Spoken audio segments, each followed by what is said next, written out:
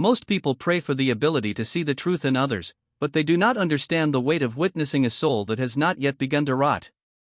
I possess the ability to see the auras of every person I encounter. It is a burden I have never exploited for profit or fame because there is no joy in witnessing the unfiltered morality of the world. To me, it is simple. I see a faint light surrounding everyone. The brighter and more translucent the glow, the more virtuous the individual. The darker and more opaque the light, the more evil the soul. Most people exist in a dim gray haze of moral ambiguity. I have always viewed these gray individuals as the mediators of humanity who are destined to face the most difficult choices. I discovered this gift as a child. I noticed that those with brilliant auras were selfless and kind, while those with murky shadows were often cruel.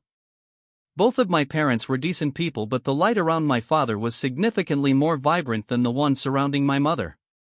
He was the kind of man who would give his last dollar to a stranger.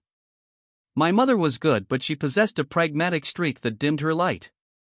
Growing up with this sight made me a social recluse. It is exhausting to see the secret darkness of a teacher or the blinding purity of a librarian while trying to maintain a normal conversation. I eventually met Sarah. Her aura was a steady warm glow that felt like a sanctuary. She was not a saint, but she was fundamentally good, and that was enough for me. We married and eventually decided to start a family. I spent months worrying about what color our child would manifest. I hoped for a brilliance that would outshine my own, or at least a manageable gray. When our son was born 2 days ago, I was not prepared for the reality. As the nurse handed me the bundle, I did not see a faint glow or a soft light. My son was surrounded by a void so black it seemed to swallow the ambient light of the hospital room. It was not the gray of a difficult man or the dark smudge of a petty criminal. It was a dense oily midnight that felt heavy against my eyes. I have seen the auras of murderers and thieves in passing, but their shadows were nothing compared to the absolute abyss radiating from this infant. We are home now and the situation has only worsened. My son is currently sleeping in his nursery, but the darkness from his room is so intense that it seems to dim the entire hallway. Sarah knows something is wrong with me. She suspects I am suffering from some form of paternal regret or exhaustion. She cannot see the shadow that follows her when she carries him.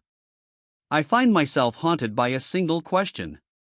If the fathers of the most monstrous figures in history could have seen the future, would they have had the strength to stop it? 20 minutes ago I stood over his crib with a pillow in my hands. I looked down at his tiny innocent face and then at the terrifying darkness surrounding him. I could not do it. Not yet. But I looked at my own hands as I walked away and noticed my own aura has changed. It is no longer a clear light. It is a muddy, flickering gray. I am a man standing in the middle of a choice that will define me.